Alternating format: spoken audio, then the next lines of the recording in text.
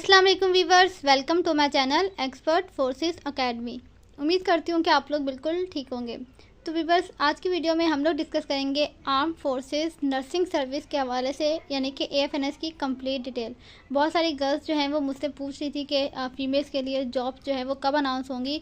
तो फीमेल्स के लिए पाकिस्तान आर्मी में बहुत ही शानदार मौका है कि वो एज आ ऑफिसर यानी कि एज आ लेफ्टिनेंट AFNS के तौर पर पाकिस्तान आर्मी को ज्वाइन कर सकती हैं। AFNS की वैकेंसीज़ बहुत जल्द जो है वो अनाउंस होने वाली हैं। AFNS की जो वैकेंसीज़ हैं वो जून और जुलाई में अनाउंस होती हैं। तो जून के लास्ट वीक या फिर जुलाई के फर्स्ट वीक में एक्सपेक्टेड है कि पाकिस्तान आर्मी जो है वो AFNS की वैकेंसी अनाउंस कर दीजिए। ये फ़ीमेल्स के लिए बहुत ही ज़्यादा शानदार मौका है कि वो एज आ ऑफिसर पाकिस्तान आर्मी को ज्वाइन करें। पूरे पाकिस्तान से फ़ीमेल्स जो हैं वो AFNS में अप्लाई कर सकती हैं। तो आज की वीडियो में हम लोग AFNS के हवाले से कंप्लीट डिटेल डिस्कस करेंगे। इसका initial test, initial medical, final merit list वगैरह सब के बारे में जो है वो आज की वीडियो में डिस्कस किया जाएगा। तो सबसे पहले एलिजिबिलिटी क्राइटेरिया कि AFNS में अप्लाई करने के लिए एलिजिबिलिटी क्राइटेरिया क्या है। तो AFNS में जो क्वालिफ़िकेशन है वो आपकी है FSC प्री मेडिकल, यानी कि FSC प्री मेडिकल वाली गर्ल्स ही जो है वो AFNS में अप्लाई कर सकती हैं। अगर आपकी FSC प्री इंजीनियरिंग से है, ICOM है या कंप्यूटर साइंस से है तो आप इसमें अप्लाई नहीं कर सकते। आपकी FSC में 50% मार्क्स होना लाजमी है और मैट्रिक में आपके 60% मार्क्स होना लाजमी है। उसके अलावा ऐसी गर्ल्स जो अभी सेकंड ईयर में हैं और वो फर्स्ट ईयर पास कर चुकी हैं तो वो भी इसमें अप्लाई कर सकती हैं एज आ हॉप सर्टिफिकेट। उसके अलावा एज है, एज मिनिमम जो है वो 17 ईयर्स होनी चाहिए और मैक्सिमम 25 ईयर्स होनी चाहिए, यानी 25 ईयर से ज़्यादा जो है वो फ़ीमेल इसमें एलिजिबल नहीं है। नेशनलिटी आपकी क्या होनी चाहिए? पाकिस्तानी होनी चाहिए। अगर आपके पास ड्यूअल नेशनलिटी है तो आपको आफ्टर ज्वाइनिंग सिर्फ पाकिस्तानी नेशनलिटी ही रखनी होगी। हाइट जो है वो मिनिमम 5 फीट है, तो ऐसी फ़ीमेल जिनकी हाइट 5 फीट है वो इसमें अप्लाई कर सकती हैं। अगर आपकी हाइट 5 फीट से कम है तो आप इसके लिए एलिजिबल नहीं हैं। उसके बाद है वेट। वेट जो है वो अकॉर्डिंग टू BMI होता है, ठीक है। जितनी आपकी हाइट है 5'2" है, 5'4" है, उसके अकॉर्डिंग आपका वेट होना चाहिए। नेक्स्ट हमारे पास है प्रिलिमिनरी टेस्ट आपका, यानी कि इनिशियल टेस्ट जो कि कंप्यूटर पे होता है। जब आप AFNS में अप्लाई कर लेंगे तो ऑलमोस्ट जो है वो 1 मंथ का टाइम पीरियड होता है। 1 मंथ के बाद जो है वो आपके इनिशियल टेस्ट जो हैं वो स्टार्ट होते हैं। तो इनिशियल टेस्ट जो है वो आपका होगा कंप्यूटर पर। तो कंप्यूटर में आपके पास 3 टेस्ट होंगे। सबसे पहला होगा इंटेलिजेंस टेस्ट। इंटेलिजेंस में आपके पास फर्दर 2 हैं, वर्बल और नॉन वर्बल।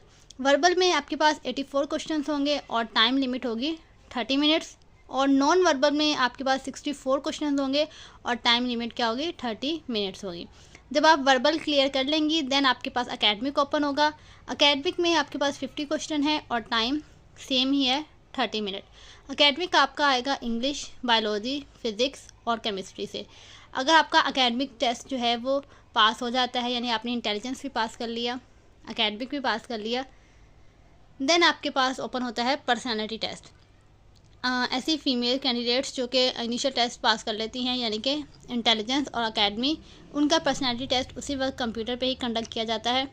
150 MCQs होते हैं इसमें और टाइम लिमिट भी आपको 30 मिनट ही दिए जाते हैं।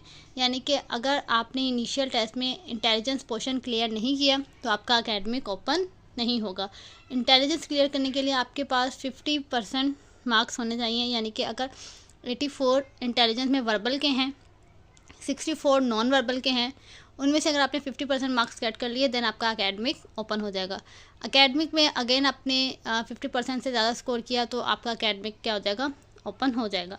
देन पर्सनालिटी टेस्ट बहुत आसान होता है। इसमें आपने जस्ट येस और नो में जवाब देना होता है। ये आपकी पर्सनालिटी जज करने के लिए किया जाता है। इसमें आपके पास इंग्लिश में भी सवाल होते हैं, उर्दू में भी सवाल होते हैं। तो इसमें आपने एग्री और डिसएग्री की स्टेटमेंट में अपना आंसर देना होता है। इसका पास और फेल से कोई लिंक नहीं है, लेकिन हाँ ये आपकी पर्सनालिटी जज करने के काम आता है। तो मेरिट में पर्सनालिटी टेस्ट भी देखा जाता है। उसके बाद यहाँ मैंने डिटेल में इंटेलिजेंस टेस्ट की जो वर्बल टाइप है उसमें मैंने आपको बता दिए हैं कि कितने टाइप के वर्बल आ सकते हैं।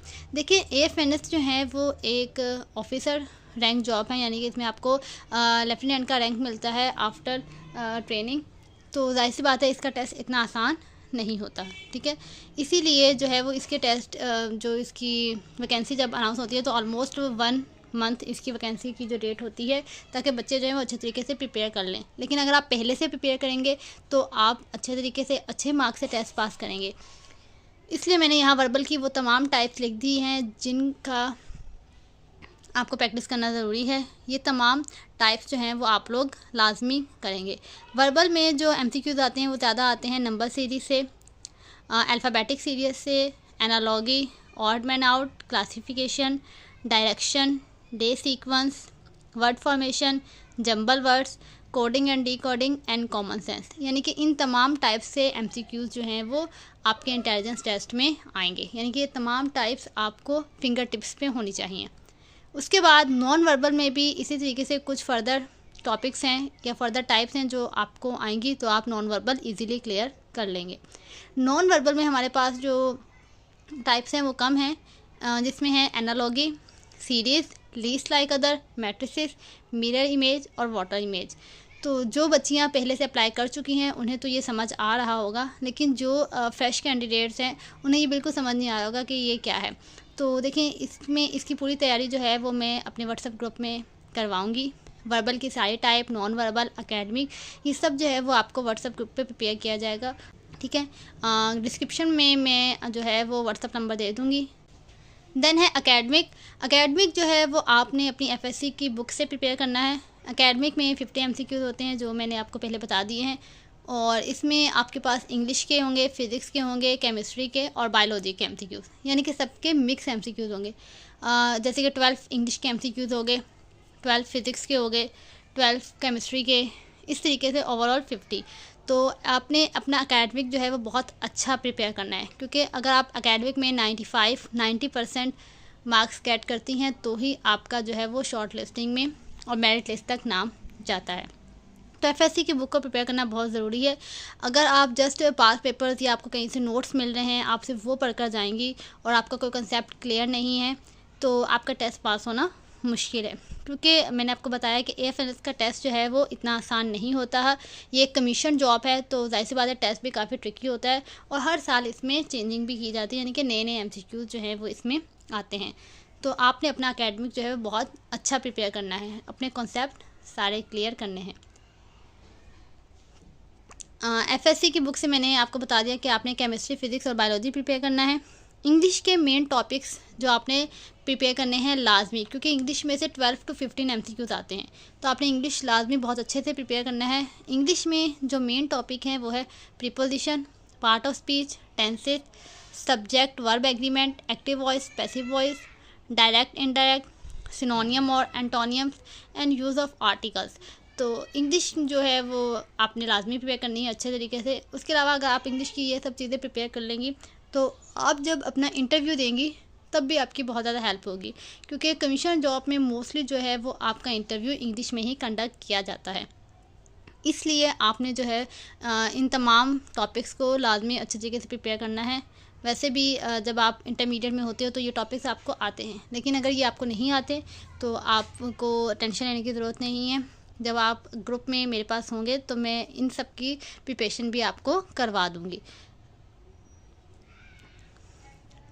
आफ्टर प्रिलिमिनरी टेस्ट, जब आपका टेस्ट क्लियर हो जाएगा तो उसी दिन, ठीक है, कुछ सेंटर में उसी दिन और कुछ सेंटर में नेक्स्ट डे जो है वो आपका इनिशियल मेडिकल टेस्ट जो है वो कंडक्ट किया जाता है।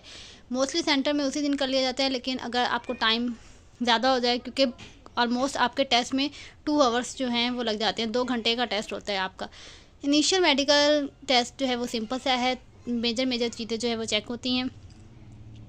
सबसे पहले जो है वो कैंडिडेट्स की हाइट चेक होगी, वेट चेक होगा, उसके बाद उसकी आई साइट चेक की जाती है, knock knee, carrying angle, flat foot, etcetera etcetera.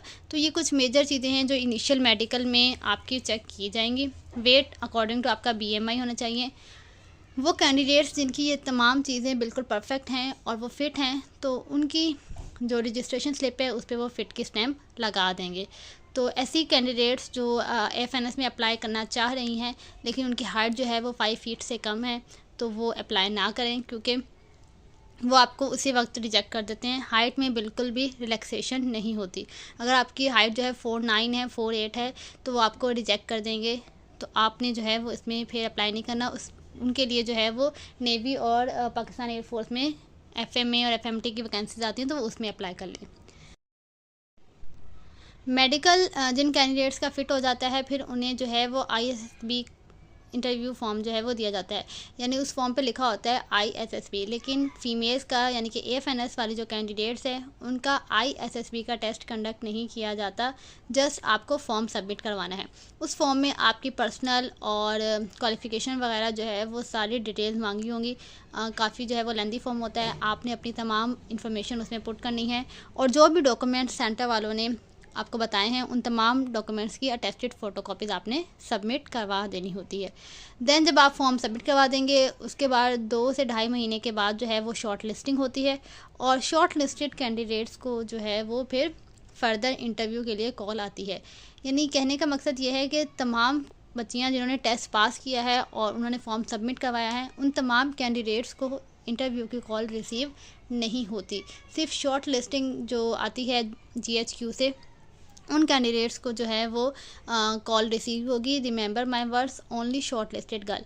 अब मैं ये बार बार क्यों कह रही हूँ, क्योंकि आपका जो मेरिट होता है वो आपकी FSC की परसेंटेज और इंटर टेस्ट जो आपने दिया होता है, इनिशियल टेस्ट जो दिया होता है, उन दोनों को देखकर बनाई जाती है। तो आपने अपना जो इनिशियल टेस्ट देना है वो बहुत ज़्यादा अच्छा देना है, आपने अपनी तरफ से 100% देना है, ताकि आपका नाम जो है वो लिस्ट में आए। इसीलिए आपने अपने टेस्ट की प्रिपरेशन जो है वो अभी से स्टार्ट कर देनी है। आप ज़्यादा टाइम देंगे तो आपका टेस्ट बहुत अच्छा होगा।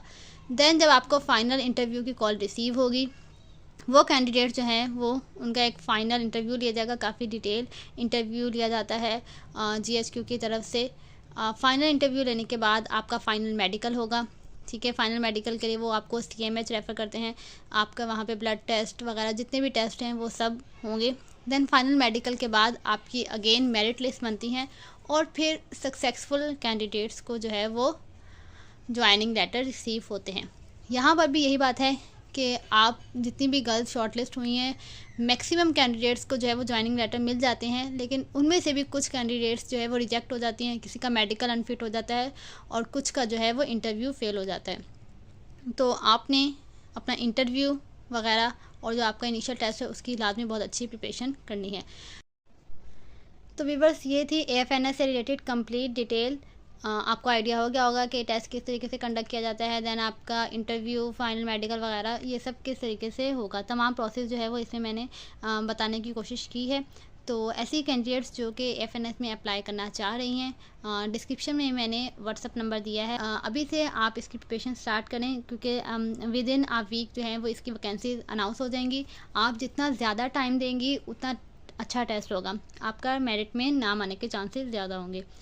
तो होप सो ये वीडियो जो है वो आपके लिए बेनिफिशियल रही होंगी। अगर वीडियो आपको पसंद आई है तो वीडियो को लाइक कर दें और चैनल को सब्सक्राइब लाजमी कर दें। Thank you so much.